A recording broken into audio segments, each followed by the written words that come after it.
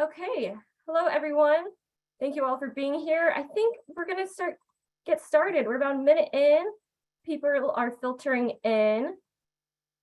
So thank you all for being here today. My name is Ava and I am a Climate Resilience Program Coordinator with Daily Acts. We are here today through our Windsor partnership to talk about tree care during times of drought. During this presentation, Frey and Kamala Dion, certified arborists, will discuss identifying drought stress in your trees and how to address those issues. I'm going to start sharing my screen. Okay. So this is tree care during times of drought. So who are we? What's Daily Acts? For those who are unfamiliar with our organization, Daily Acts is a holistic environmental education nonprofit based out of Petaluma, California. We mainly work throughout Sonoma County, but are partnering beyond. We strive to make connected, equitable, climate resilient communities and give people the tools and knowledge to lessen their environmental impact while maintaining a full lifestyle. We at Daily Acts believe in the power of daily actions, hence the name of the organization. We strive to connect the community and inspire positive change. We do this by educational programs, action campaigns, and influencing policy. We spread solutions and models to offer the skills and tools needed to conserve resources. This program is in a Zoom webinar format. If you have any questions during the presentation, please put them in the Q&A and they will be answered at the end of the presentation. Again, put all questions in the Q&A so we do not miss your question, and we will address them at the end. Now, with those logistics out of the way, I'm going to stop sharing my screen and let Fred take it from here. All right, can you hear me, Ava? Can hear you, yep. Awesome. So if you can hear me, that means everyone else can. Welcome, everybody. I'd like to say thank you to Daily Acts for the opportunity to do this talk. We're very passionate about trees here at Vintage Tree Care, and to do something like this is very purposeful. We truly cherish the opportunity to work with trees, and we know how crucial they are to the ecology, well-being of the planet, as well as to our own psychology. Having trees around is a very important thing. So the more we can care for them, the more we're really caring for ourselves and those around us. It's a very community-minded effort. What I'd like to do is take a second to introduce myself and Kamala, who will introduce herself a little more when she gets into her portion of the talk. My name is Fred Frey. I'm the owner of Vintage Tree Care here in Santa Rosa, California. I'm going to see if I'm a tree person, not a technology whiz, so I think I can do this. Hang on, I'm going to bring you to my screen. 1 second. Yeah, I'm not that good. Stand by. We're going to try that again. 1 second. Hang on. There we go. Everybody seeing that? Ava, you got it? Okay. Can you hear me as well? We can, yes. Okay, perfect. So let me go back one. So Vintage Tree Care, this is just our company emblem. Today's talk is on tree care during times of drought. And this is a picture of Kamala and myself, just to gain familiarity. This is what we look like when we're out on the scene. Talking a little bit about, Fred, tell me why, when you tell us about trees and how to deal with them in a drought time or during drought stress, why would that information, how can we qualify it? There's so much information out there. How do we know that you're giving us the good stuff? So what I'd like to do is take a second to generate credibility with, my experience in the tree care industry. And Kamala will tell you a little bit about how she has come to where she is. I have been in the industry for over 27 years, started out just out of high school, and 16 years of that as a business owner, past president, California Arborists Association. Those acronyms in the fourth place there, TRAQ, CA, CTW, those are industry acronyms for basically tree risk assessment qualified, certified arborist, certified tree worker. I've been a frequent presenter at programs just like the one we're doing now.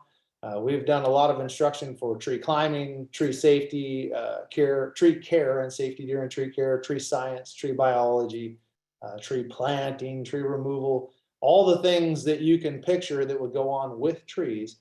Have quite a bit of experience with it. And also, I spent the first 6 years of my career in private tree care. So we got to see a lot of ornamental trees, a lot of private properties, seeing different management styles of those properties, different topography, different climate regions, even though it's typically within the same county. We've seen it throughout the state. And I spent about 10 years in the municipal sector working for City of Santa Rosa in their tree care division, which they had at the time. So it gave me a great understanding of how to deal with trees on a very massive scale, seeing the resources that can be given or not given to trees. So hopefully with that little bit of information about what has led me to this discussion, it gives some credibility to what I am about to share with you. And then it comes on the heels of experience and integration into the profession. So I'm going to kind of progress through these slides to give you some visual aid, and I'll dictate a little bit about the meaning behind them. So I'm going to head downhill to the next one. So how do trees work? Most importantly, if you're going to be considerate of trees during a drought period, you're going to want to know, what does it mean? How do I need to know the water movement through the tree, and how would I know when it's expressing drought stress or symptoms of low water availability? So how do trees work? So trees work. I think it's a beautiful picture. I love trees. It's indicative of an acorn with some leaves on it from an Oregon white oak, Quercus garryana. Not important the species, but it shows the vessel. Those leaves are the vessel that make the energy for the plant. That's where the photosynthesis occurs.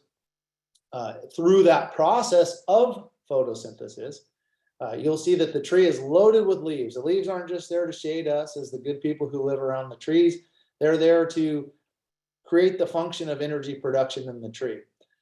You'll notice that every tree has a certain type of foliage orientation, and that's crucial to know only in the sense that depending on how that foliage orients, the type of the foliage, the shape of the leaf, it's digging in a little deeper into the science behind it, but the body language of the leaf tells a lot about the amount of water that a given species will need to use. So you've got oriented foliage toward the sunlight, it's generating energy, but to generate energy, or to generate, to photosynthesize, if you will, it takes moisture. Inside of those leaves are a lot of activities occurring. One of them is what we call a turgor pressure. It's a turgidity. It holds the leaf open to meet the sunlight. Now there are these little openings in the leaf called stomata, and as those open to allow carbon dioxide in, a little bit of water sneaks out, right? It's just an imperfect process. Now, maybe it's a grand design, but if a tree is trying to conserve moisture, it's sort of a flaw, but it's nonetheless how the tree operates. So every time that stoma opens and lets a little bit of water out, here's sort of an example of how you would envision the moisture moving through the tree. It's going to come up from the root zone, which I don't know if you can see my arrow. Ava, can you see my small arrow moving through there? Or Kamala? Okay, so you can see where the water originates low in the ground, is pulled through an osmotic process and a transpirational pull, they call it. So it's sort of like a siphon on a grand scale. It's going to siphon the moisture up to the canopy, into the leaves, and then it escapes the canopy. Now that gives some of that cooling effect that we feel around trees, but at the same time, it's an ongoing process that's exhausting the natural resource of water. So you're going to say, okay, I have a little bit of an understanding of how water moves through a tree. It's going to come up from the ground. It's going to go to the leaves where it's needed to hold them open. And in the presence of sunlight, it makes energy, but some of it escapes, right?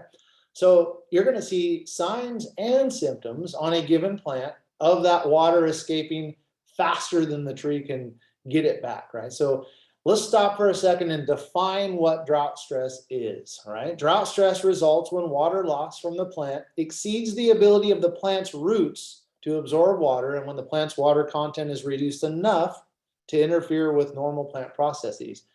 So drought stress doesn't always mean low rainfall that year.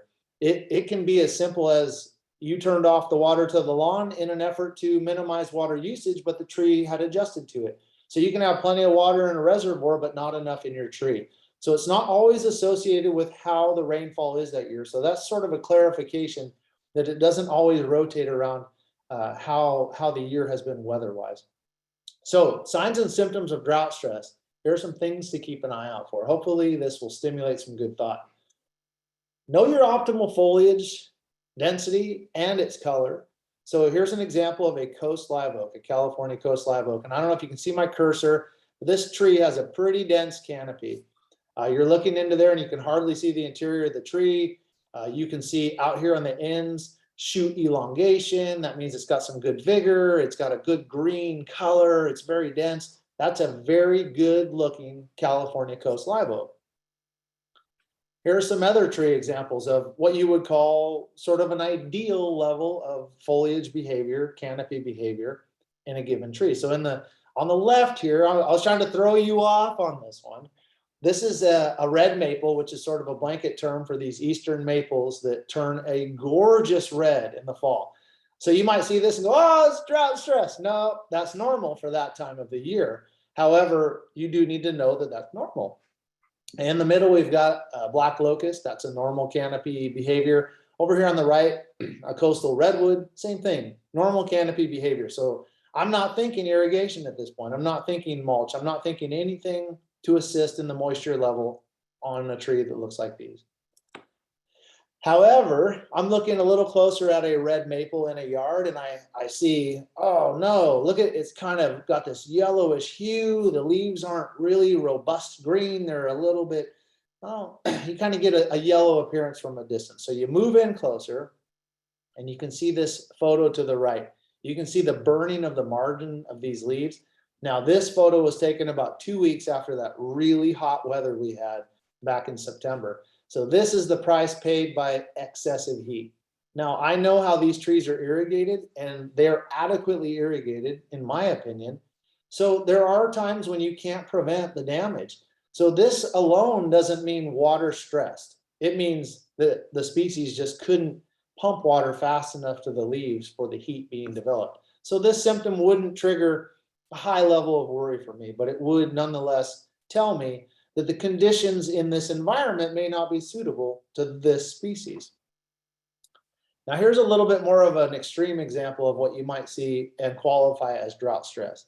So in the previous photo, I would call that very minor drought stress symptoms because by definition, it was drought stressed. However, you look at these and the photo to the left, this is an example of where there likely once was a lawn. And in good faith, so many people are removing their lawns. And I applaud that gesture. The thing to be considerate of is, has that tree adapted to that lawn being there? So in this case, this cherry tree, this flowering cherry, while it does have some green foliage, this is a moderate drought stress symptom. You're not far off from a severe or extreme one at this point. In the middle, we've got California Valley Oak, which was transplanted. It also suffered a bit from low moisture, so we're seeing canopy symptoms very atypical for a healthy valley oak, very sparse. We're at about 10 to 15% foliage. That's a pretty advanced drought stress behavior. On the right, this was taken about a month and a half or 2 months ago. The lower half of this maple has what you would call a normal foliage behavior. It's somewhat dense, it's bright, dark green, excuse me. Now you can see on the margins of this tree where the water has to work harder to get to, we're seeing some withdrawal, some early fall behavior. So when you see that, you know that that tree is calling out for a little bit of help with the moisture. This at this point is a very subtle response by the tree. So it's nothing to really get too frantic about at present, but it is a sign saying, hey, I need a little more water. This tree got a little extra and it delayed the total defoliation of the tree by listening to what the tree was saying. Now on the left in this slide, you're going to see a moderate and a severe, on the right, extreme actually, example of drought stress in a redwood tree. Not the same tree, by the way, but on the left, I don't know if the viewers, if you can see this bit of red foliage in the interior of this tree. I would go so far as to say that redwood has about 30 to 40% foliage dieback. And that's still tolerable, in my opinion. We don't see a lot of severe mortality when they behave like this, but that is the tree and its way of saying, hey, I could really use a hand here with a little bit of extra moisture. And for those of you wondering, oh, I hear about all this moisture, what do I do? That's coming up shortly, so hang tight. Now on the right-hand side, we've got two redwoods that paid the ultimate price. The environment these grew in was a very cultivated environment when they were planted back in probably the 80s or 90s. And since then, we've had changes in water usage. So a lot of the consumers in this area, that's a commercial area, they've all done, a great thing. They've cut back on lawn use, and there's really no lawns to speak of. But here are these two trees paying really the ultimate price for lack of moisture. And while sometimes it's just part of the process, in an effort to preserve trees, an understanding that they will misbehave or actually decline severely if they've become reliant on the water that they now have no access to. It's a very important thing to know, because if we were to get in a time machine on these trees, go back 4 or 5 years when the lawns were shut off, we could have probably kept these trees looking like the one on the left with far less water than was ever used for the lawn. So it's encouraging. It's not as simple as I have a lawn, I have a great tree, I have no lawn, I have a dead tree. There's definitely a nice little middle ground in there. Okay, now here's the most extreme example of drought stress, and that is mortality. Now, this is a Monterey pine tree. This is the basal area, the trunk, if you will, of this same canopy. And Monterey pines don't deal well with drought stress. And this tree was likely helped out by a little insect friend of ours that Kamala will tell us more about. So you'll be learning about some of the insect and disease problems that can be brought about with drought stress. But here's an example, the most extreme example of what happens if a tree has low access to moisture. Here's a Douglas fir, which is native to the area, and we're seeing a lot, unfortunately, of fir mortality. It's something that's a bit out of the control of the property owner, the property manager. Sometimes you have so many trees that dealing with the tree on a large stand of them can be either cost prohibitive or resource prohibitive. So I'm not using this slide to create panic, but to show how the tree would look if it did have low enough access to moisture for a prolonged period. Okay, so you say, I see, Fred, how to read my trees and see if they need more irrigation. I've seen some of the foliage symptoms that might suggest that water is needed, but how do I do it? Do I just take a hose out and run it all afternoon? I don't know what to do. So I'm going to take these next few slides and I'm going to show you some techniques that we apply in the tree care industry that I've shown to be very effective with minimal resources needed. So first of all, you're going to want to determine what is your current moisture content. That'll tell you a little bit about how much to add. So you can take this piece of equipment here is what we call a soil profile probe or a soil probe. And you can see where I put the red arrow. That shows where you will get a small section of soil. If you were to punch this into the earth, it's pretty easy. You'll pull out basically a plug of soil and you can see what's going on in there. Do you have a humus layer? Is it hard clay? Is it sandy? Is it silty? And does it have moisture in it? So that's one real effective way to see what's going on. Another less expensive yet very easy method would be taking a shovel. Take a shovel and drive it down into the ground and take a peek. What do you have going on down there? Here's an example. For those of you unaware, there are different types of soil. There's basically a spectrum, if you will. On one end, you've got your really hard, dense clay soils, maybe rock even, which I don't know what can grow in there. And on the other end, you've got your sandy or your silty soils, which are really fine and porous. So a lot of times we find a happy medium is what lends best to good plant health. And that would be, with clay soil, you're going to find a lot of moisture held. It's a very moisture holding soil. And along with it come other, pH potentials and so forth that can have impact on the tree, but none quite so impactful as moisture. Here I've got sand. It doesn't get any sandier than that. This is actually a pile of sand, but I have been you get out to the coast You get into Sebastopol, certain areas of town, and you'll have a lot of sand mixed in your soil. Why is that important to know? Because sand is going to leach moisture much more rapidly than a clay soil will, or even a loamy soil would. So if you've got sand, you may be irrigating a bit more frequently. If you've got a loamy soil, which is kind of right in the middle of all that business, it's got a little bit of a clay concept, it'll hold moisture, has a little bit of a sand behavior where it will leach down a little bit, so it allows the moisture to equitably move through the soil. Over time, you can develop this soil right here, believe it or not, it once was very clay-like, and over the course of years of adding a lot of mulch and organic material, you can get more of a loamy behavior. And you're saying, Fred, thanks for all the soil science talk, but let's talk more about how it, plays into irrigating my trees. So what can you do? Right now, you know what your soil is. Your tree's telling you, I need some water. So now you're getting closer to dialing in a program, how to do it, where to put it, and how much to apply. So what can you do? So arbor mulch, right? This is the best stuff.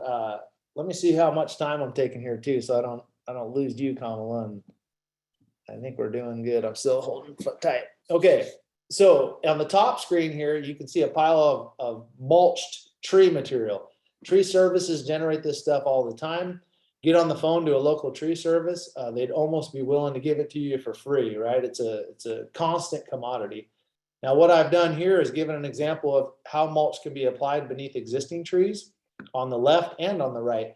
You want to put down about a 3 to 6 inch depth.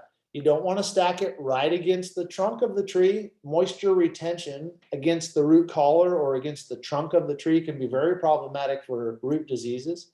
So try to stay away from here. It looks like it's against the base of the tree, but it's very buttressed here, and that's a natural zone that can tolerate some mulch. But what you want to be cautious of is not mounding that mulch heavily against the base of the trees. You can have a long-term, like a chronic condition that can be problematic for root disease and then tree death or tree failure. So if you look at this close-up picture of some mulch, and I did my best to enhance the contrast, but right where I put that red square, if you were to reach your hand in there, it would be like reaching into a spider web of absorbing roots. That root in the center of the picture is no greater than a pencil's thickness. Trees love mulch. They are loaded with access to air, moisture, nutrition, and that mulch serves as an insulator to the soil. So whatever irrigation you do apply is going to have a longer life.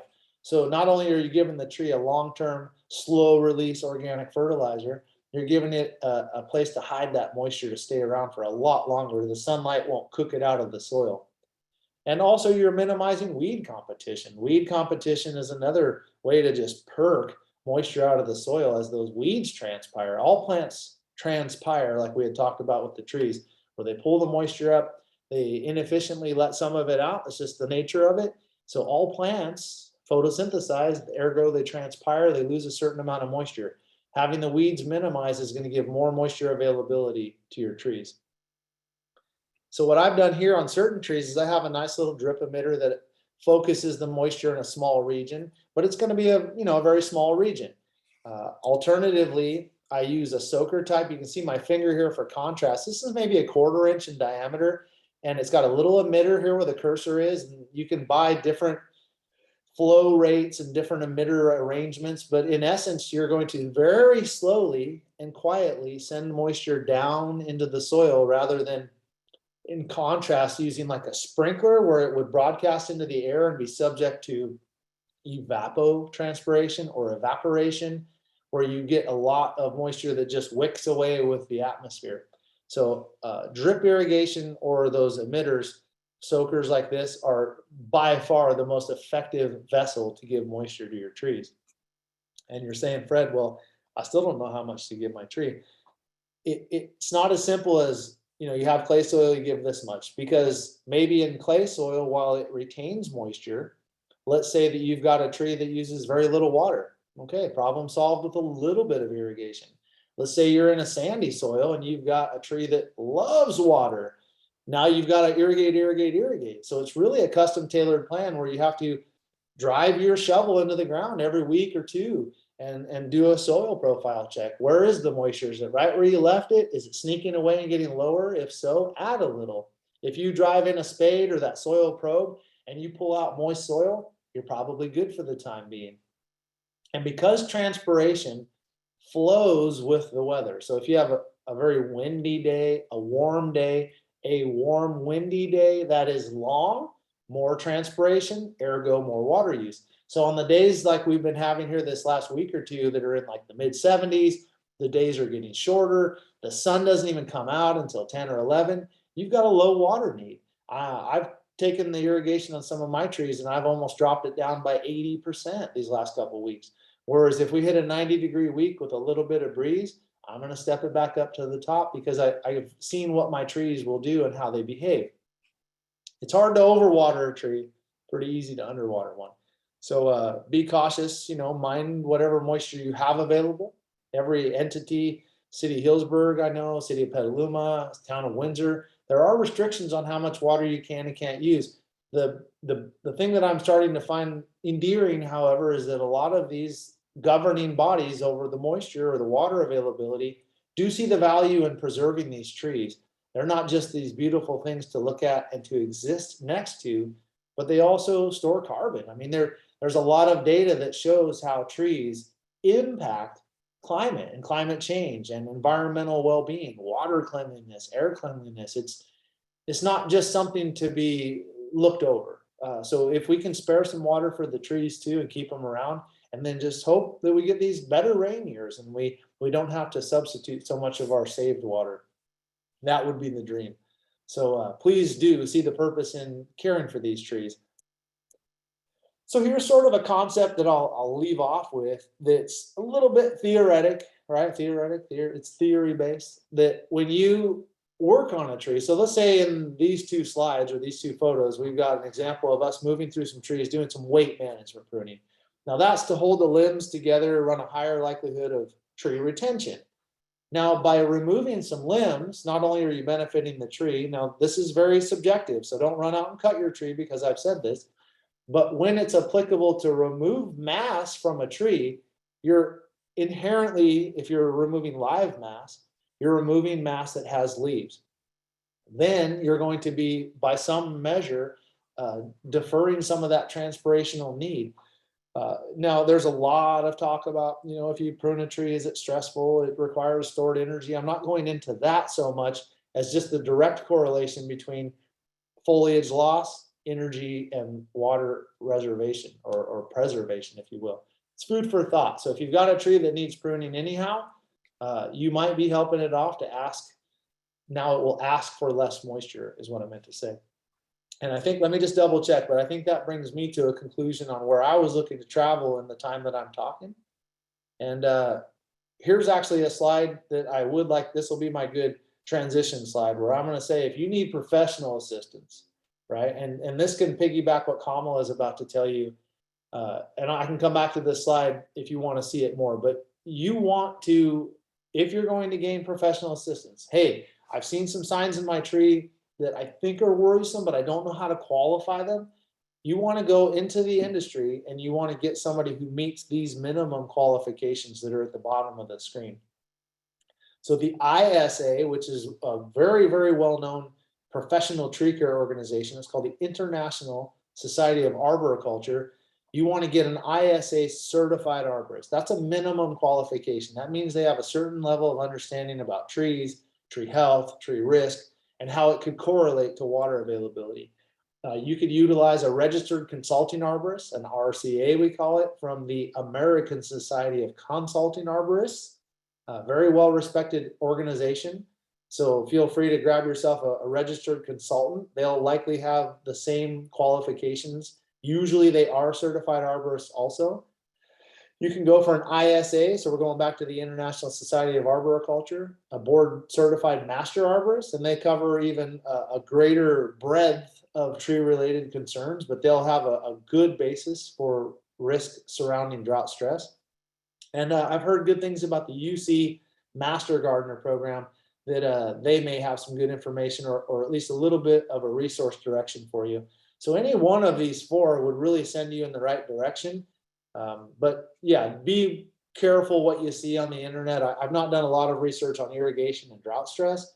What I have looked up, it seems pretty acceptable. Look for things that come from like .edu, something from a university that has a little bit more, qualifications to it. Be cautious not to listen to everybody who gives out information. So with that, I hope I haven't consumed too much of your time, Kamala. I'd like to go ahead and bow out. Hopefully this spurs some thought, is giving you some things to think about. If you have questions, start logging them into the chat. Ava will bring them up in a little bit, and hopefully we'll have time to answer all of them. But I'd like to go ahead and pass this over. So Kamala, you can overtake my screen and take it away. Tell them what you know and how you do it, and wow them, Kamala. I'll do my best. Okay, so let's see, continue. All Fred, right. if you could just stop sharing your screen, and I think there we go. Yeah, let's see.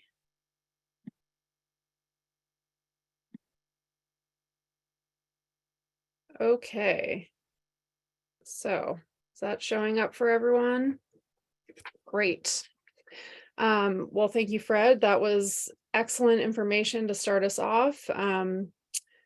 Really excited to be here with everybody. My name is Kamala Dion. I'm also a certified arborist. I've been working with vintage tree care almost 4 years now. So a little bit about me. I got my bachelor's in arts in environmental conservation and restoration. I also minored in biology, where I focused quite a bit on plant biology and entomology, so that's insects. I have been a certified arborist since 2014, but I've worked in the industry for 10 plus years at this point. Before I was with Vintage Tree Care, I worked in utilities and supervised an emergency drought response program. So I've been looking at drought-stricken trees for quite a while now. I also have the tree risk assessment qualification. Fred has that as well. It's just kind of some extra training that we go through to analyze in depth any sort of tree risk that might be going on for specific trees. So I too have done some community outreach events, did some for entomology specifically, and also for arboriculture. And I'm a lifelong resident of Sonoma County, and I think that's important just because I've always loved trees. I feel like I've always been looking at the trees around the county. And so, for the last 35 or so years, I've been watching these trees that many of them are much older than me, but some I've seen installed in my lifetime. And I think it's helpful to just know the trees in your local ecosystem, and see any changes that are happening. So I really enjoy being a Sonoma County resident. And with that, I will move on to what I'm going to talk about. So as Fred mentioned, we're going to explore further into the insect activity in times of drought. We're also going to elaborate a little bit more on some conditions that are drought-like in that they have low water availability for the tree. However, it's not necessarily related to low rainfall. And then at the end, we'll talk a little bit about how to possibly select appropriate trees if you are planning on installing something new. So first of all, insects, they're not all bad. I certainly wouldn't want people to see insect activity in their tree and just assume the worst, because many of them are actually beneficial insects.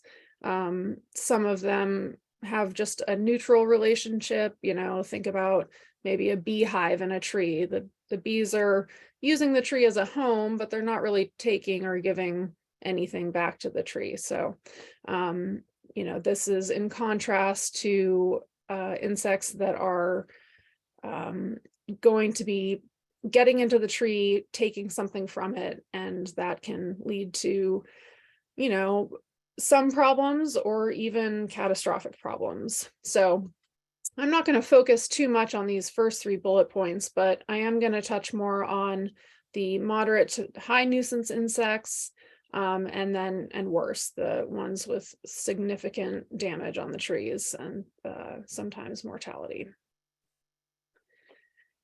So some of our favorite local pests, we've got a sycamore borer. I will show you a picture of what that will look like in a future slide. We have the sequoia pitch moth. That's also a common one. Down below, we have some pictures of one found inside the branch of a tree we're pruning. So there's kind of a big blob of sap there, much larger than you might expect. And then when you dig it out, you can see that there's a pretty good cavity in that branch. Now, you know, you can see this thumb for scale. The branch is only a couple inches in diameter, but that's a pretty big hole. And then within that hole, there was a little larva. So we also have red turpentine beetles. That is pictured over here to the right. You can kind of see some of this reddish colored sap coming out of the tree. I should mention that these first 3 are more of in the nuisance category. They're rarely deadly to the tree, but they can be a sign that the tree isn't quite able to defend itself as well as it could, and therefore, you know, a good sign that the tree is stressed. And so it can be kind of an early warning sign your tree's stressed.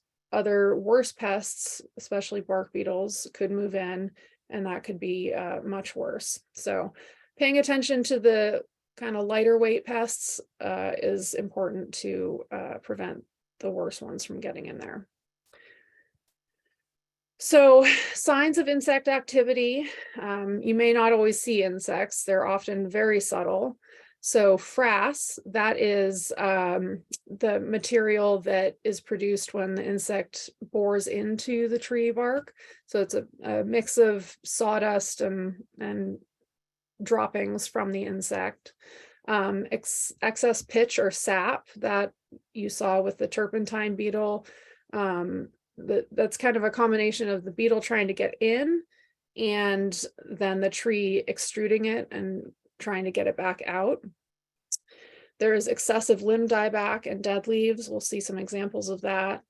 And then, of course, tree mortality. So here's some pictures of Frass. It can be very subtle. This is, you know, kind of a light colored, very, very fine sawdust. This middle picture is a little dark, so it might be hard to see, but right here in the crotch of this tree where these 2 limbs are meeting, there's kind of this really dark granular substance. And I always say it reminds me of coffee grounds because it's kind of the only one that looks like it. Now that is very likely the sycamore borer. This picture happens to be on a live oak tree. They don't only go for sycamores, they actually really love live oaks. And then this is another example of kind of Frass and pitch all mixed together. Depending on the insect that's going after the tree, it could manifest in this way as well. Here's a couple more examples of excessive sap production. This tree here has a bunch of sap running down it. Normally you would not see that on this species. This is a sumac. This one was a Douglas fir, and it has quite a bit of sap running down it. Often a sign that the tree is trying to keep something out. But unfortunately, the tree, when under stress, may not have the ability to keep producing all that sap and keep the insects out that are trying to get in. Here is a case study, that same sumac. So we were called out to look at this tree. It was showing a lot of dieback. So this is a good example of limb dieback. You've got kind of a green canopy down here below, but all this outer area is dead. So upon further inspection, I saw this this sap on the bark. I don't know that any of my photos can show it super clearly, but there were very small holes indicating that some type of insect was getting in there. And so we decided that the tree was obviously stressed. It was going to need some help to try and bounce back. And we recommended some mulch and irrigation, and we're hoping for the best. This one was just this year, so it remains to be seen how it turns out. But unfortunately, we weren't able to identify exactly which insect it was because we could not find the actual insects, any any bodies or anything like that. So we know it was insects, just not necessarily what kind. Okay, which brings us to the really bad ones, the bark beetles. Now, bark beetles is kind of a generic term for, hundreds of different types of wood-boring beetle. But they're pretty prevalent, or they have been for the last few years. Like I said, when I was working in utilities and looking for tree issues or trees that would be at risk of damaging the utilities, so many of the trees we saw were pines, like we have pictured here. So, this is a good time to think about, well, if you see trees that are already in this shape, what is the next step? Should treatment be considered? Should a removal of the tree be performed? And the answer to those questions may depend a little bit on what the situation is. So, starting here with this single tree on the left, it may look like it's not completely dead yet. Some of the limbs are a little bit yellow, almost green still, but unfortunately, we know from experience that this tree has already succumbed to the beetle attack, and there's not much that can be done as far as treatment goes. So I would say in that case, removal of that tree is the best approach, and removing all the material from the property as well. Now, the next photo is a stand of pines where you've got, about half of them dead, and who knows how far this photo goes, but many dead ones mixed with live trees. Now, this is a case where, treatment may be something to consider, because you've got infected trees that you may want to cut down, and then you have trees that are still healthy right now, but you may want to do some preventative measures. And when I say treatment, we're talking about like a chemical insecticide, not necessarily promoting that specifically, but if it's, something that you feel comfortable with, it is an option. But, another great option is the cultural practices that Fred mentioned already, the mulch, the irrigation, and all of that. So yeah, I would say that middle photo there is one where you could kind of go either way on how you approach the situation. But as far as tree removals go, I would absolutely take down the dead ones, get them off the property, because there are likely larvae still living in those trees, and they could then infect other trees in their next life cycle. So then the last picture is obviously on a much bigger scale, forested area. I certainly don't want people to think that I am promoting going out and watering the whole forest, because that's really not feasible. But, sometimes, unfortunately, we just have to let nature take its course. So, if resources are available to remove those dead trees, great. If not, there's unfortunately a higher fuel load in the case of a wildfire or something like that. But these bigger occurrences of infestation are pretty hard to manage at this point. So, we'll focus on what to do if you have something like this on your property, but definitely get the material off the property. That would be, better safe than sorry. It's always possible that the beetles have already moved on, but you don't want to take the risk of them still being in there and continuing to infect either your own trees or neighboring trees or anything in the close proximity that they could get to and start to destroy. Okay. So we're going to switch gears a little bit. I want to talk more about our drought-like conditions that are not necessarily due to low rainfall. I would say construction sites are where we see this the most. You can get a lot of severed roots when you're digging and installing new pipes and foundations and all of that stuff. So over here to the right is an example of a big trench being dug right next to a tree. Another thing that happens a lot is soil compaction. So, especially when you have large equipment on a site, driving over the tree roots, it kind of squishes all that soil down. It kills off a lot of those fine roots that are going to be absorbing water. So, someone who is very conscientious about the trees on a construction site might set up a barrier around them, something like that, before driving around, just to keep heavy equipment off of the area under the canopy of the tree.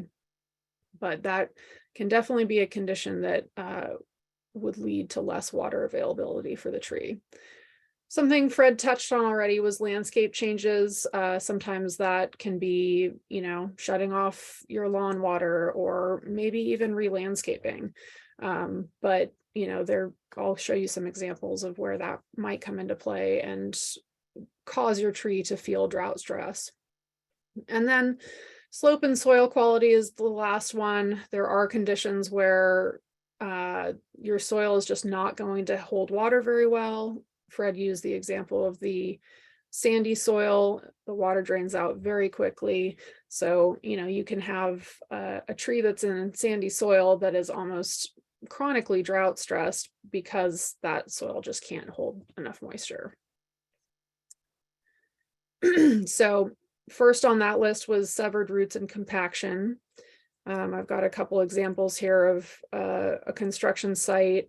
This is actually the same property, but on one side of this new building, this redwood had trenching around 3 sides of it. So, unfortunately, this is another tree that we're still monitoring. It's hard to say what will happen over time, but cutting that many roots and reducing the tree's ability to uptake water can be very detrimental. So that's something, in this case, we again advised water and mulch, try and give the tree as much water as possible. But yeah, over here as well, there was an oak tree, and this is the other side of that same building, pretty close to the tree. So I imagine some roots were probably severed here as well. And that would have reduced the tree's mechanism for getting the water up into the canopy. Here's a good example of compaction over here to the right. This is just a parking lot with a tree in it. Probably this tree didn't have a lot of water access either, but the fact that the soil around it was driven on constantly means that it really would have limited the water availability, even if it was irrigated. So Fred touched on this as well, but landscape changes in this photo here. This is a picture of some brown grass. So I'm imagining that there had been lawn here, probably the irrigation stopped, and then these trees here didn't have any source of water anymore. So, I think as great as it is to eliminate a plant that is a high water use, such as a lawn, Remembering that we can then add water to the trees that are still left is, something that should be considered if you want to retain those trees. And I kind of glazed over this, but response to water use guidelines. So as Fred mentioned, various cities do have limits on how much water you can use, or in the future, there may be more limits on it. So kind of planning ahead and thinking about where your water use is going to do the most good. If you're going to back off on certain watering, maybe you don't water all of your annuals or plant as much annual plants. Maybe you just focus on watering your trees, your vegetable garden, whatever it may be. But, saving the water for the trees, in my opinion, is very important, because the trees, they're often older than us. Even if they're not older than us, we've maybe put a lot of effort into pruning them and maintaining them, and even planting, just the act of planting your tree. And so, to give them what they need to be able to preserve them. Some of these trees are not something that we can get back in our lifetime if they fail. So in my opinion, again, very important to try and preserve them and be a little bit proactive. But you can transition to lower water landscapes. Just make sure your trees still get the irrigation they need. And another thing that can affect trees is, adding new landscape features or hardscaping. Again, often that leads to maybe some digging, could sever some roots, could add to some compaction if you're adding a lot of heavy material on top of the soil close to where a tree already is. So all of these can feel like drought stress for the tree, because it excuse me, it is essentially a low water situation. Okay, and last part of that is site conditions. So here's an example of a redwood. It's looking a little sparse. The canopy is not as vibrant as some of those photos that Fred showed you of a healthy redwood. And this is the base of the tree, and it's on a very steep hill. The soil, I know, is fairly rocky, so a lot of water drains away. And, it just wasn't the appropriate spot for that tree. But, sometimes you're going to have great site conditions where a tree is right next to a water feature of some kind, a lake, a river, and that's wonderful. But when you have a condition like this, where your water is just going to be escaping constantly, it's something to consider if you're going to install a tree there. How are you going to keep the water in? And if you already have trees there, figuring out, is there a way to water them without the water running off? And if not, what other options do you have? Do you need to potentially remove a tree if it's not in a good spot? So there's many considerations. Okay, so that brings us to our last part, and that is tree selection. So I love planting trees. I love trees. I think everyone should plant a tree at some point in their life. But some things to consider, especially with a lot of unknowns about our climate and how much water availability there will be, is thinking ahead and thinking about species that will do well in the conditions that we're seeing. So we're in a Mediterranean climate, which means that most of our moisture comes in the winter, and then our summers are hot and dry. And so finding trees that are well adapted to that already would be the best place to start. So of course, that's going to include our native tree species. Also, any other tree that's already adapted to a Mediterranean climate, whether it be, from the actual Mediterranean region of the world, or there are a few pockets here and there of other Mediterranean climates. And so there are plants that are well adapted to those. And then think about some of the non-native trees. You may really, really love a certain tree species, but it might be one that needs a lot of water. So, just think about how many of that tree you're going to plant. you may want to indulge and plant one of your very favorites, even if it's a high water tree. It's still going to be beautiful and probably worth it. But knowing that there are a lot of lower water use trees out there, and ones that may not need so much attention, would be the best place to start. I apologize, my dog's barking in the background. It's a little distracting. And then keep in mind what your soil type is, what your site conditions are like. You know, do you have a really boggy area that has a lot of water? You know, something like that. Sometimes it's too much water. Do you have that hillside that I showed you just a minute ago with a lot of drainage and a lot of rocks and maybe even low amount of nutrients available to that tree? So just kind of assessing what you have on your site can help you make a good decision for what kind of tree to plant. So with that, just going to conclude real quick.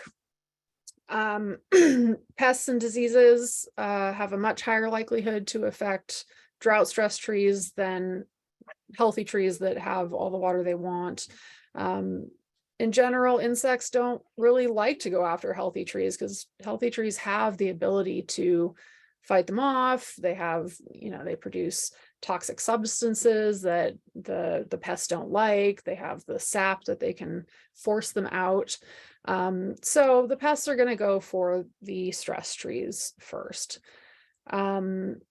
And, you know, trees experience their drought stress from various types of low water availability. You know, it could be, you know, extra drainage in your soil. It could be compacted soil. It could be roots being severed and you know, the tree just not getting the water it needs anymore because it doesn't have the mechanism to do so.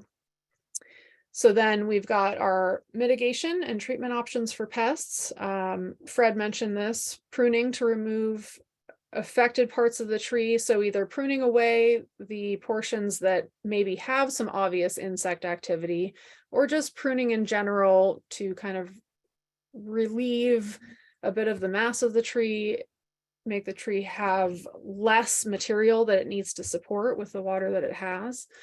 And then, you know, back to insects, there is chemical insecticides. That's an option if you've figured out, well, if you've seen a problem and you want to keep it from moving forward into other trees, it's not really a good option if the tree has already succumbed to a pest, such as a bark beetle.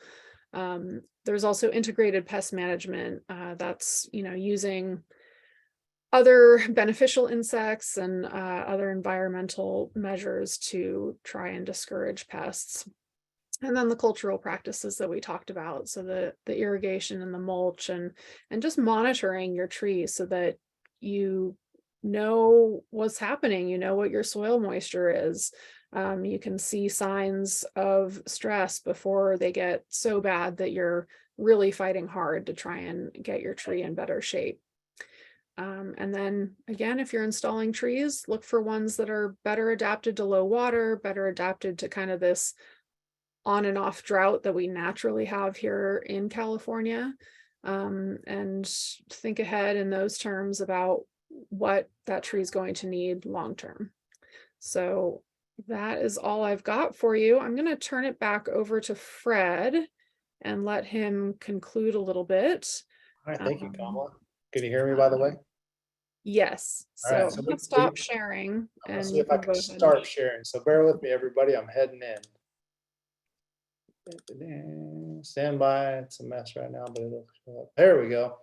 Okay, so here's where I left off. Let me see what kind of time we're looking at here. I think we're looking good. Now, I saw at the bottom of the screen some questions pop up, and I saw some more people log on. So I'm excited. I'm really thrilled to see people being inspired by the talk to ask questions, because the questions, look, Kamala and I do this every day, and we've been doing it for a long time, but by no means are we the ultimate authorities in this. So we're going to learn something by listening to you, but at the same time, know that when you pull a question toward us, you're going to be drawing from decades of experience of seeing this play out in the community. treatment options, species tolerance, etc.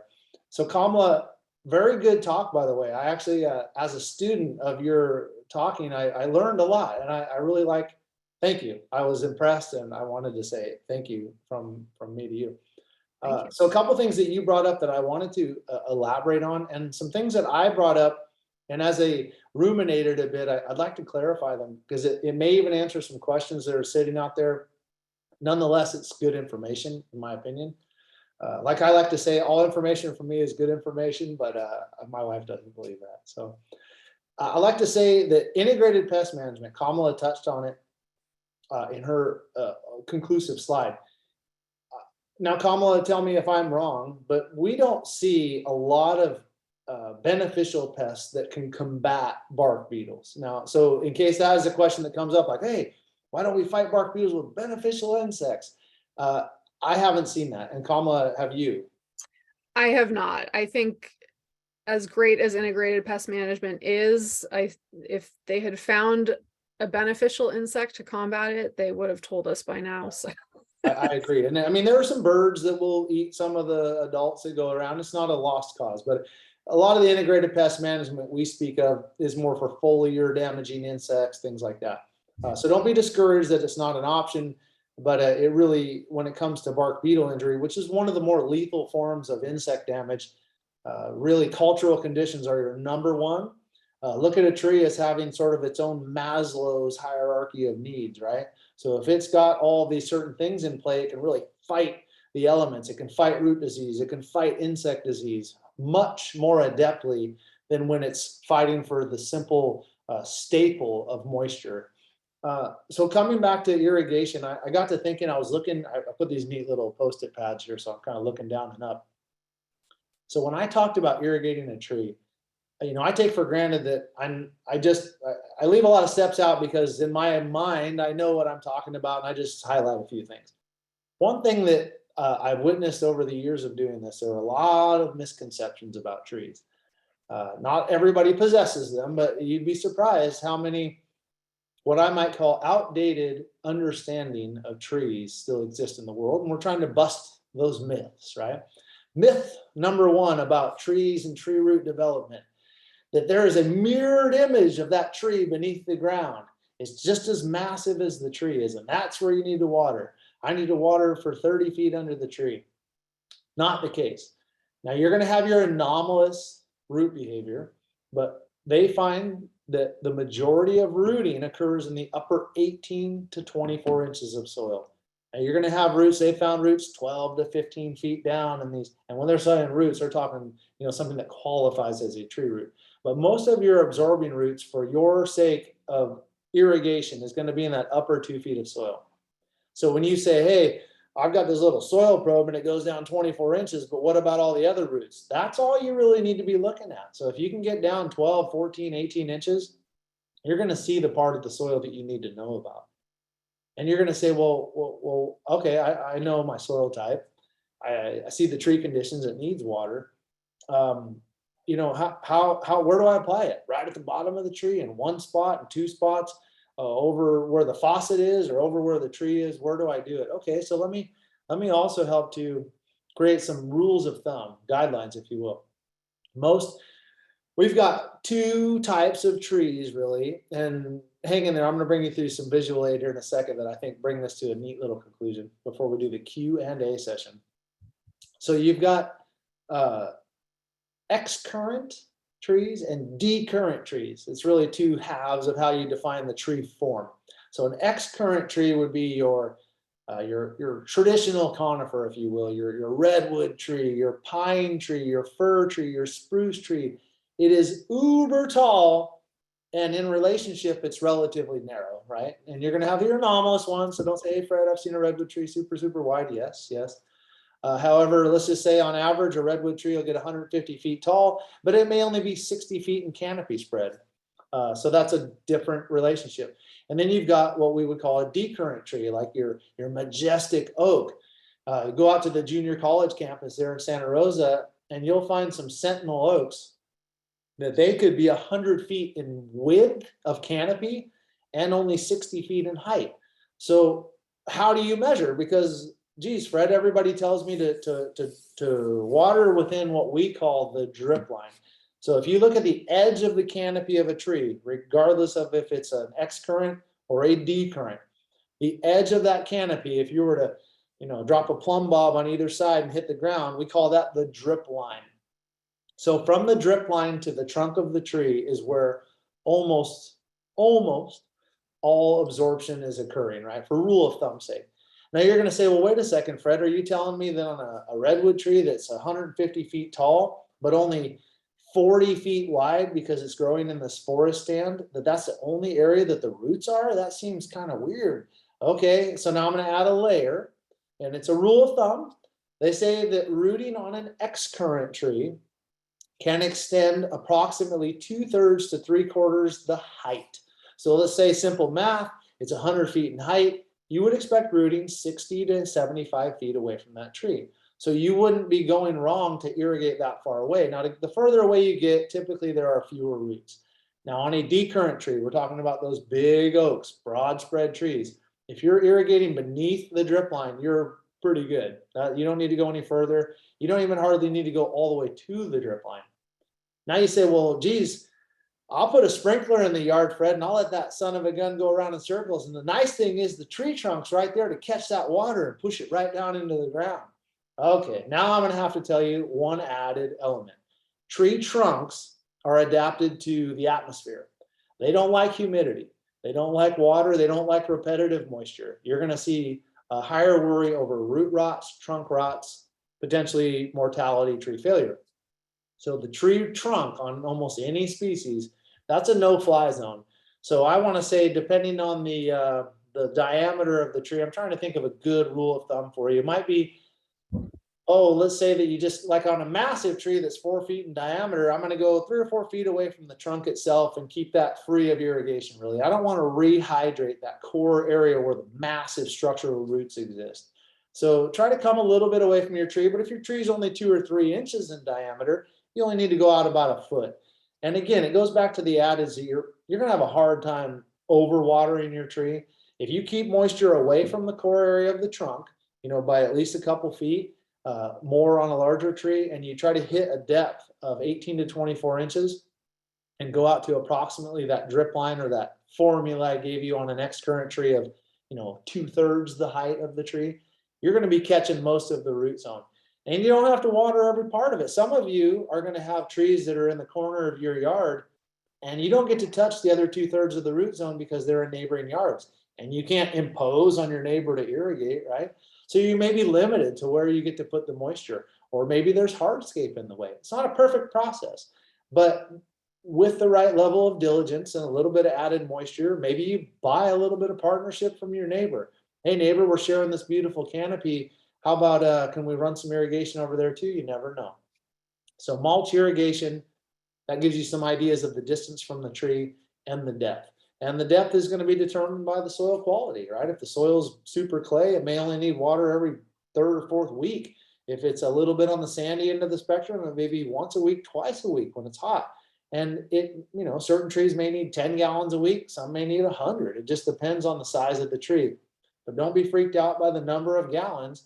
Just know that those trees I kind of look at trees like humans. We all deserve space on this planet. We live together in harmony, in absence of one or the other. In fact, I think without humans, trees would be just fine. Without trees, humans wouldn't be fine. And that's what I believe. So I'm going to head down and show you some other stuff that hopefully will take all this doom and gloom and, oh my gosh, the climate, and look at all the trees dying. And let's spend a second getting charged up about why we want to do this, right?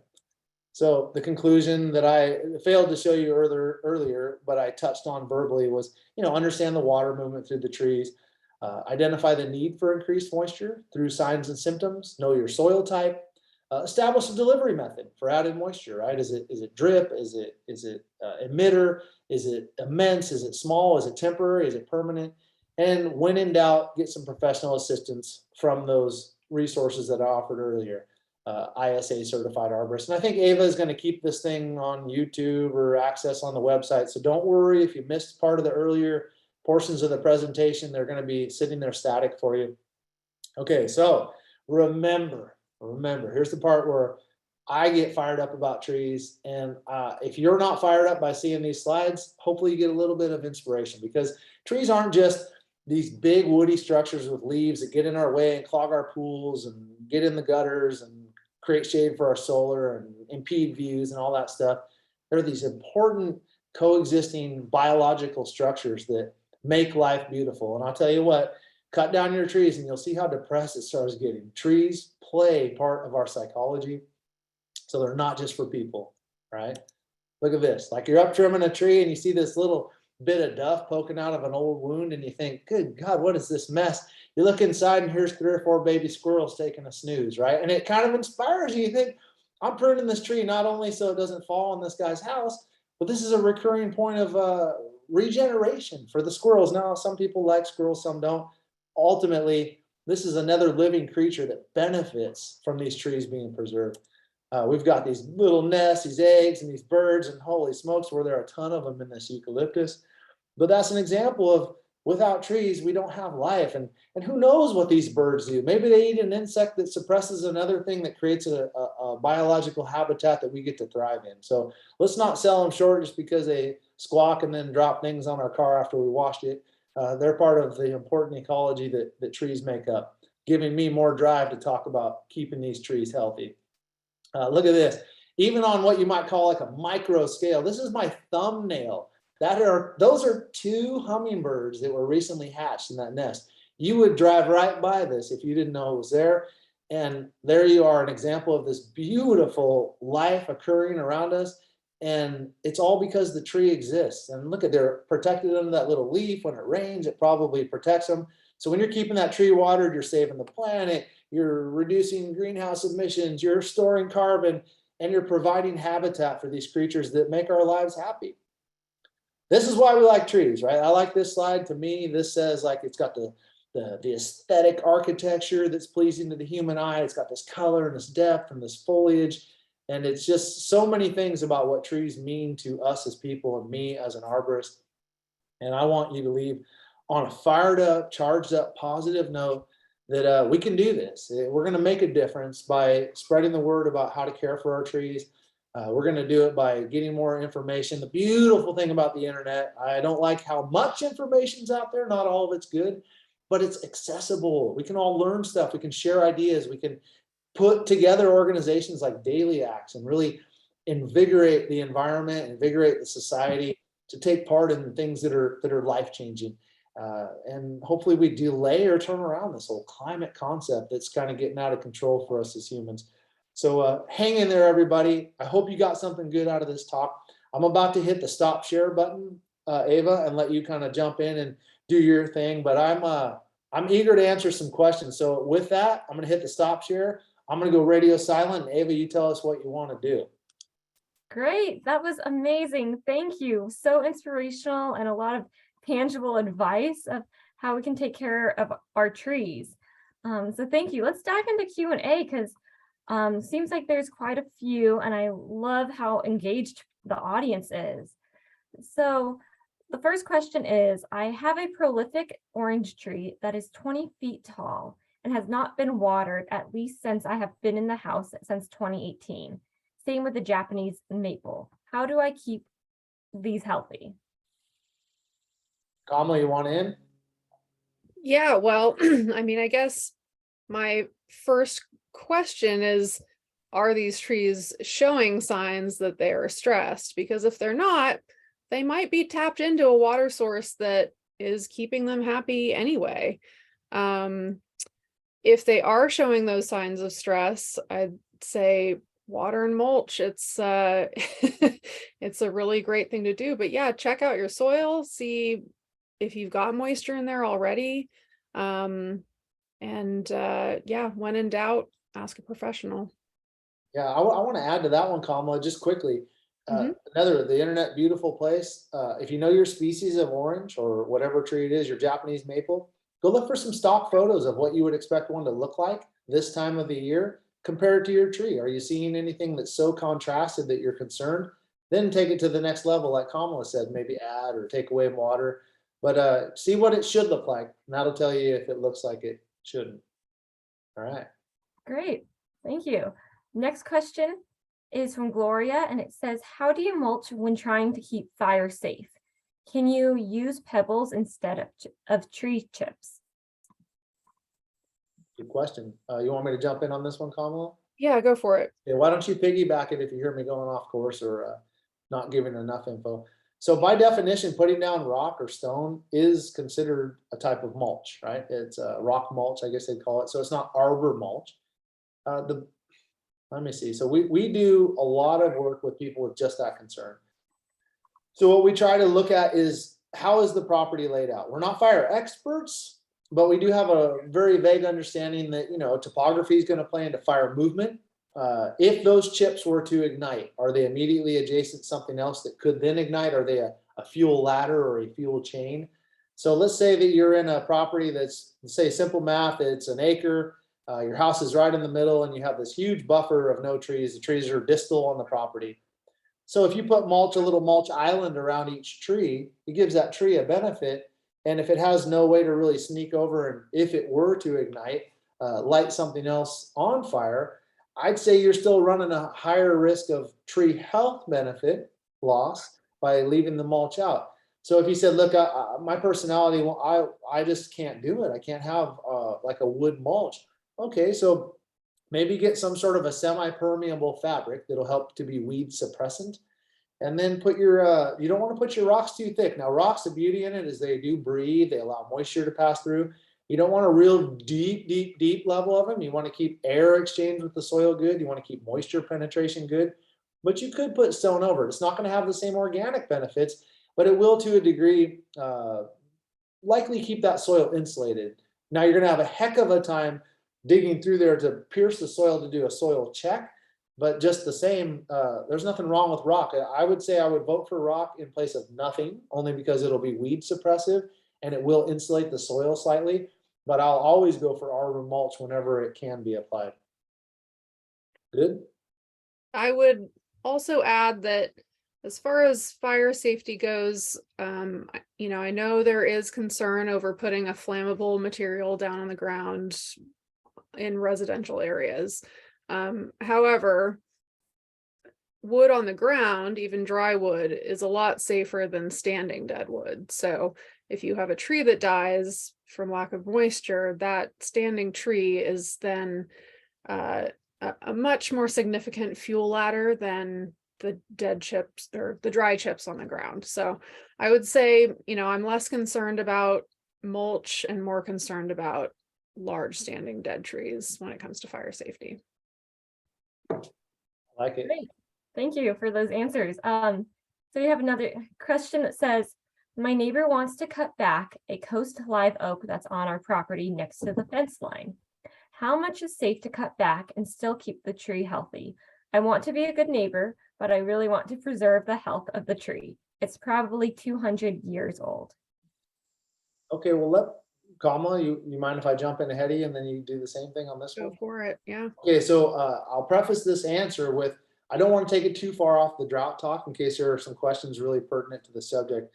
There are some rules of thumb about trees and tree foliage removal. The industry has this pseudo rule of thumb, 25% of the foliage or less in a given season is what they consider tolerable. But if you get in there with the thinkers, they'll split hairs and say taking anything is stressful. Really, for me, I'm going to be looking at weight distribution. How are you going to affect the weight distribution? Where are the wounds being placed? The quantity of them and the size of them, because that's going to play into long-term tree health in its relationship to decay progression, asymmetrical loading, things like that. So there's a lot. I would actually say if you're in this predicament, get somebody out there to look at it with you. No joke. It's not something you want to take this little bit of advice and run with. Kamala? Yeah, I agree. I think getting a professional eye on it is your best bet to get some good advice on how to proceed. Definitely. Great. Sylvia asked, I have a western redbud that is in bloom right now with all of its leaves still on the tree. Do you think this is a drought stress? Kamala? Well, I have the same situation, actually. I noticed that my redbud was blooming. It should be blooming in spring. I also noticed some fruit trees blooming. I think often flowers are put out by certain environmental conditions. So if the tree is kind of getting the right mixture of light and temperature, it could prompt it to bloom. So that's kind of my guesstimate right now. I don't know. Fred might be able to elaborate a little bit more, but I would say I'm not too concerned about it at this point, but it is a little bit strange to see something blooming in fall.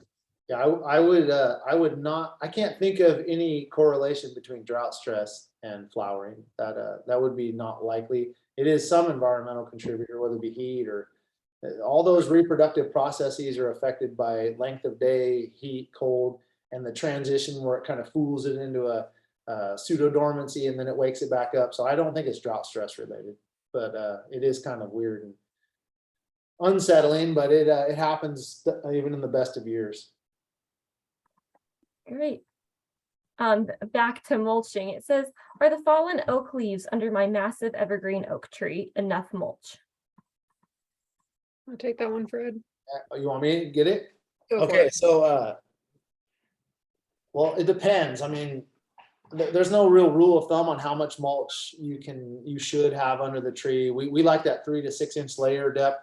Leaves are a little bit more, they're a little bit more fluffy, not quite as dense as wood material like arbor mulch would be. I would say that if you've never touched that tree, let's say you live in a very rural environment and way up in the one corner of your yard exists this live oak and you've never done a thing to it, you just walk by and there are a bunch of leaves, I'll leave it alone, right? That nature is the best caretaker for its own self. Now, if that's in an area where the neighbor or you blow all the leaves off the lawn or the backyard and they go into the tree and habitually they collect, that could be excessive. You get a lot of moisture in there, a lot of, you can get some high humidity concerns. But short of the long is we find it valuable not to touch it. You don't need to take it out unless there's a cultural condition you want to adhere to, and you don't need to add to it, the leaves, that is. But if you get a big wind every third Sunday and it blows everything off down to bare dirt, you probably don't have enough mulch. But I would say 99 times out of 100, if it naturally occurred, it's got something figured out that we don't even quite understand yet. And unless it's piling up against the trunk of the tree, I just let it do its thing. Great. Okay, next question is, to avoid compaction around a large oak, how far away should you stay from the tree? We have a gravel driveway going by large oaks. So I'll start this one off. Most of the time I would advise trying to stay outside the drip line of a tree, since we've found that the roots can go out that far. Although, as Fred was saying, with like redwoods, their roots can go out past their canopy too. So yeah, I mean, if you can avoid driving under the tree and kind of keeping outside the drip line, that's probably your best bet. But the more distance you can get, sorry, let me start over. If you have to get under the drip line, giving yourself more than less space from the trunk is the best bet. Fred, you want to jump in? I'll add a touch to that. So now, assuming this driveway is old, listen, we get into some houses, they've had a gravel driveway for 50 years at the house. It's probably already got all the compaction it's ever going to get. Just if it's doing fine and the tree looks good, you probably don't need to do anything. But like Kamala said, don't have a party and have everybody park under the tree. The times of the year, let's just say that it's an area that's infrequently driven across. Compaction tends to persist or get worse with frequency. It's not as simple as you stop, it goes away, but it can kind of relieve itself over soil expansion and contraction, expansion, contraction, like rains and so forth. But a thing to consider would be, staying off that during the moist periods of the year when the soil is more lubricated by moisture, it'll compact more readily. But really, it depends on the circumstance. So it's not as simple as, you have a driveway, you're ruining the tree, but it depends on the age of the driveway, the type of the soil, the frequency of use, the vehicles you're using. Are they little tiny compact cars? Are they big, huge trucks with a lot of pounds per square inch? Those would be the tell. So I wish I had a simpler answer, but farther away or never at all is the best for the tree. Great. The next few questions I'm going to kind of group together. So how can you irrigate huge old oaks, and how often should you water them during dry seasons? Please repeat the question. Sorry, I had somebody text me right at that second. I was trying to ignore it, but it pulled my mind away. No worries. How often should you water oaks, and how? Okay, I'm gonna go ahead and, Specifically during the dry season. okay, Kamala, you want me to drive in and then you follow me? Yeah, go for it. I think So- you've got a good answer. It's really gonna be, now, if this question is asked, well, regardless of when it was asked in the sequence of today's talk, I'm gonna go back to earlier, so if you hadn't heard it, or you go back and see the static display, because it talks a little bit with some visual aids about, what should the tree look like? Does it look like it should look like? Leave it alone, right? It's doing its thing. If it looks a little bit drought stress, you're seeing some of those mild to moderate drought stress symptoms. If you're seeing severe, like big limbs dying and so forth, and tons of dead foliage, there's some serious concerns, right? And you want to get promptly into an irrigation regime. But I've gone out, and what are we in the 5th, 6th, 7th year of like what they call a pretty severe drought around here, or one that's heavy duty. I've got some oaks that look like they look ideal. So I tell the customer, look, if you really want to give this tree a little bit of assistance, maybe once a month, you'll turn on a soaker hose for a couple hours to hit that top, 12 to 18 inches of soil, get some mulch on it, maybe once a month. But then you get into some oaks that say, what type of oak is it, right? Is it a type of oak that's more drought tolerant, even though that they're all oaks? We have a lot of ornamental oaks that have come from the East Coast or from other regions in the world. They're not our native California drought tolerant species. So it really depends on what species is it, what are the soil conditions, what's the topography, is the tree even displaying any canopy symptoms that warrant a little extra moisture? But I would say, as a rule of thumb, you might want to consider once a month.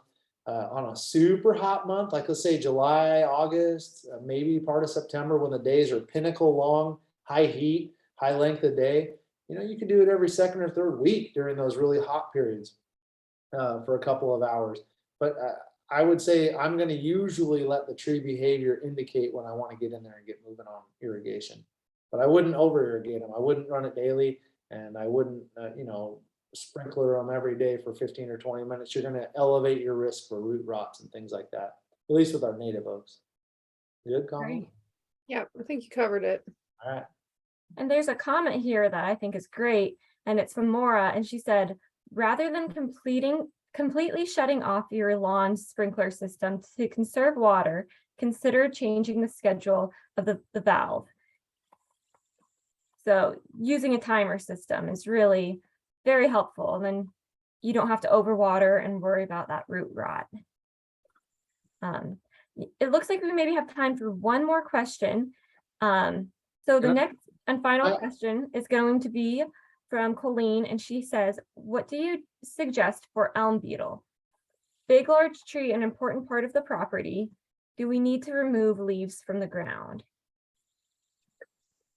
Kamala, that's an entomology question. I know, yeah, and I've heard that question before. I would have to refresh my knowledge about that particular insect, but I think it really depends if the insect is super detrimental to the tree or not. And I don't believe they are. I think they're more of a nuisance than anything else. So, it's up to you. If the bugs themselves are really bothering you and you just hate having them, then, maybe a little bit more hygiene around the tree is appropriate, but for the most part, I haven't really seen them do any long-term damage. I'd like to add to that one, and I agree with Kamala that I don't know real well the life cycle. There's 2 elm beetles that I have learned about. And this has been a long time, and I have to say, in all these years in working in Sonoma County, we seldom see beetle injury on elms. But there's the elm leaf beetle, which can be a defoliator, and I think that's the one that pupates. It overwinters in the leaf duff on the ground. but I've hardly ever seen it. And I think that's the one. I would encourage you to do more research. It's either the elm leaf beetle or the elm bark beetle. Now the bark beetle, which again, we don't really see that around here. There was a huge epidemic during, I want to say the 80s, 90s, maybe the 70s in the Midwest. And then some of it made it out here. It was the Dutch elm disease. So that elm bark beetle at that time could have been a vector for this wicked wilt disease that just killed, devastated the elms. But again, I've been doing tree work for going on 30 years here, and I want to say maybe once I've seen an elm bark beetle infestation, a couple times elm leaf beetle, and one of the two, if not both, I think it's the leaf beetle, they overwinter in the leaves, but they have to be there to even overwinter. So I would say I wouldn't worry too much about it given my experience here in Sonoma County, but I do a touch more research, and you've spurred me to do some as well. I want to cut in, Ava, and add one thing to that. I think it was Maura who commented about the watering with the timer. Mhm. That is a great point to manage how much water hits the ground. One thing, so now mind you, I love trees. So all I ever advocate for are trees. I don't care about flowers. I don't care about lawn. I don't care about all that stuff. And it sounds callous, but I focus in on the trees. So if you are able, and I want to add to Maura's point, so lessen the frequency, right? Because frequency keeps the water shallow and feeds the lawn, but it also encourages absorbing root generation in the upper part of the soil. So when you irrigate less frequently, and actually it sounds counterintuitive, you do it a little longer, so you're getting a greater depth, you're actually over time, so that shallow soil, which would dry out in a day or two, is gonna not be conducive to absorbing roots. So the absorbing roots start to migrate lower in the soil. So what happens is you actually teach the tree to be more drought tolerant because you're giving it that slow transition. So you're stopping the lawn, like Maura said, you're not watering every day, but you're watering, let's say once a week. Instead of 5 minutes a day, it's once a week for 20 minutes, and you go deeper. And then as that top part dries out, those roots slowly develop lower.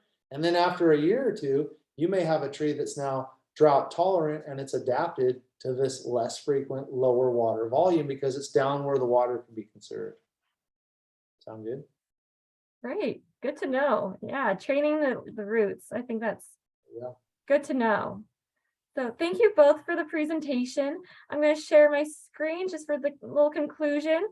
So we have some upcoming events with Daily Acts. So we have, if you're interested in capturing rainwater, we have a seminar or a webinar on that on November 1st.